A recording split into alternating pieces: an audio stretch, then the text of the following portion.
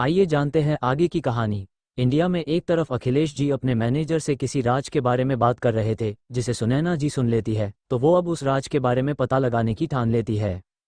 यहाँ शिवी और राजवीर फ्रांस की सबसे रोमांटिक सिटी पेरिस पहुंच जाते हैं। दोनों एयरपोर्ट से बाहर आकर एक गाड़ी जो उनके लिए होटल से भेजी गई थी उसमें बैठ जाते हैं। गाड़ी पेरिस के सड़कों पर चल रही थी, तभी शिवी गाड़ी से बाहर देखती है और बाहर के नज़ारे देख शिवी को लगता है जैसे ये कोई सपना है। शिवी को ऐसे देख राजवीर मुस्कुरा देता है। कुछ देर बाद उनकी गाड़ी होटल के बाहर रुकती है तो राजवीर शिवी के साथ होटल के अंदर आता है और शिवी को सोफे पर बैठा खुद रिसेप्शन पर जाता है। कुछ देर बाद राजवीर अपने रूम की चाबी लेकर शिवी के पास आता है और दोनों लिफ्ट लेकर अपने फ्लोर पर जाते हैं। लिफ्ट फ्लोर पर रुकती है तो राजवीर शिवी का हाथ पकड़े उसमें से बाहर निकलता है और अपने रूम के तरफ बढ़ जाते हैं। राजवीर रूम का डोर खोलता है और शिवी के साथ अंदर जाता है तो शिवी सबसे पहले बेड पर लेट जाती है। शिवी को ऐसे देख राजवीर मुस्कुरा देता है और फिर खुद अपना कोट निकाल वॉशरूम में जाता है। राजवीर फ्रेश होकर अपने कपड़े बदल रूम में आता है तो शिवी जाकर फ्रेश होने लगती है। राजवीर ने एक टी शर्ट और लोवर पहनी थी तो वही शिवी ने मैक्सी ड्रेस पहनी हुई थी। दोनों सबसे पहले कुछ खाते हैं और फिर थकान की वजह से सो जाते हैं। कुछ घंटों बाद जब राजवीर की नींद खुलती है तो वो देखता है शाम हो गई है। राजवीर अपनी बाहों में सो रही शिवी को देखता है जो बहुत प्यारी लग रही थी। राजवीर उसके गाल को सहलाते हुए कहता है, जान, हम यहाँ घूमने आए हैं, सोने नहीं। उसकी बात सुन शिवी कसमसाते हुए अपनी आंखें खोल राजवीर को देखती है तो राजवीर उसे उठने कहता है। शिवी भी उठकर बैठ जाती है तो राजवीर उसे कहता है, जाओ फ्रेश हो जाओ, फिर हम बाहर चलते हैं। उसकी बात सुन शिवी अपना सिर हिला वॉशरूम में चली जाती है तो राजवीर भी घूमने की कुछ जगह देखने लगता है।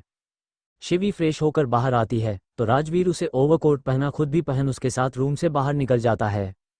दोनों होटल से बाहर आते हैं तो राजवीर टैक्सी देखने लगते हैं, पर तभी शिवी उसे रोक कहती है, राज, इतना सुहाना मौसम है तो क्यों ना हम दोनों पैदल ही जाए।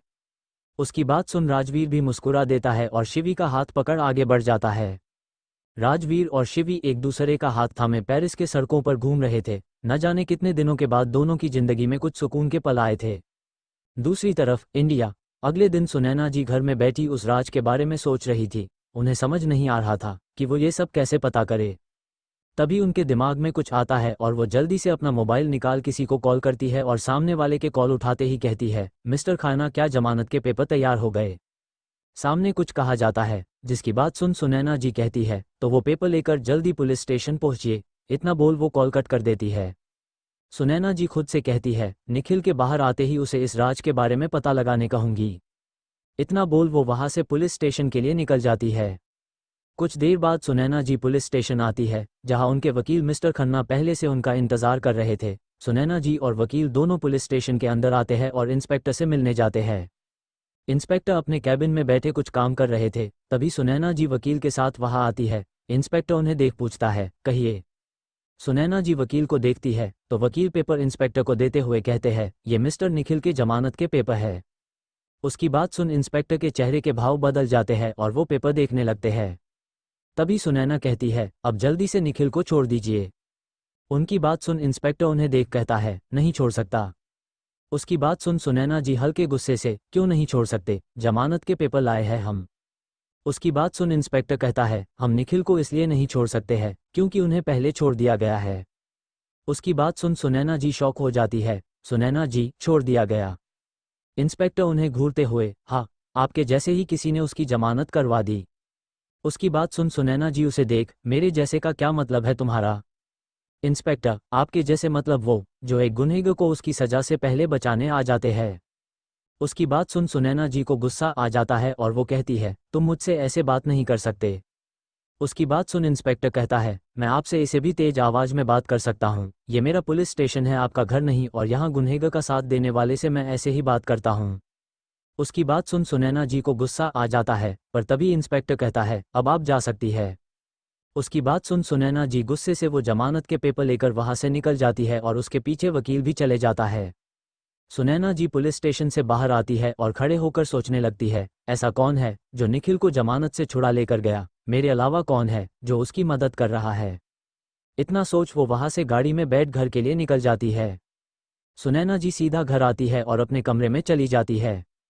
पेरिस, राजवीर और शिवी बाहर घूमते हुए रेस्टोरेंट में खाना खाकर वापस अपने होटल के रूम में आते हैं। रूम में आने के बाद शिवी दोनों के लिए कॉफ़ी मंगवाती है और उसे लेकर शिवी और राजवीर रूम के बालकनी में आकर बाहर के नज़ारे देखते हुए कॉफ़ी पीने लगते हैं। दोनों बालकनी में बैठे कॉफ़ी पीते हुए बाहर के नज़ारे देख रहे थे, जिसके बाद राजवीर शिवी को अपनी बाहों में भर लेता है। बाहर पेरिस की खूबसूरत रात का नज़ारा और बालकनी के काउच पर राजवीर बैठा और उसकी बाहों में शिवी थी। दोनों के ऊपर एक पतली चादर थी और दोनों बस एक दूसरे को महसूस कर रहे थे। इंडिया अखिलेश जी को निखिल के जमानत पर छुड़ने की बात पता चलती है, जिसे सुन वो परेशान हो जाते हैं। अखिलेश जी अपने कुछ लोगों को निखिल को ढूंढने बोल देते हैं। अखिलेश जी परेशान बैठे हुए थे, तभी ड्राइवर वहां आता है और अखिलेश जी को पेपर देकर कहता है, सर ये पेपर गाड़ी में थे। अखिलेश जी वो पेपर लेकर ड्राइवर को भेज देते हैं और पेपर देखने लगते हैं। अखिलेश जी जैसे ही वो पेपर पढ़ते हैं, उनकी आंखें हैरानी से बड़ी हो जाती है। ये निखिल के जमानत के पेपर थे जो सुनैना जी गाड़ी में भूल गई थी। अखिलेश जी वो पेपर लेकर गुस्से से अपनी जगह से खड़े होकर सीधा कमरे के तरफ बढ़ जाते हैं। अखिलेश जी कमरे में आकर देखते हैं तो सुनैना जी आईने के सामने बैठी अपने हाथों पर कुछ लगा रही थी। तभी अखिलेश जी गुस्से से कमरे में आते हैं और पेपर उनके सामने पटक कहते हैं, ये क्या है सुनैना। उनके सवाल पर सुनैना जी उन्हें देख कहती है, क्या है। अखिलेश जी गुस्से से, तुमने निखिल को जमानत पर छुड़ाया। उनकी बात सुन सुनैना जी शॉक हो जाती है। सुनैना जी अपनी जगह से खड़ी होकर घबराते हुए अखिलेश जी को देखने लगती है। मैंने नहीं छुड़ाया। उसकी बात सुन अखिलेश जी गुस्से से उन्हें घूरते हुए, ये पेपर तुम्हारे गाड़ी से मिले हैं। उनकी बात पर सुनैना जी, देखिए मैंने निखिल की जमानत नहीं करवाई है। उनकी बात सुन अखिलेश जी सुनैना जी को उंगली दिखा कहते हैं, सुनैना जिस दिन मुझे पता चला कि तुमने ही निखिल की जमानत दी है, वो दिन हमारे रिश्ते का आखिरी दिन होगा। इतना बोल वो पेपर लेकर कमरे से बाहर चले जाते हैं और सुनैना जी बस हैरानी से उन्हें देखती रह जाती है।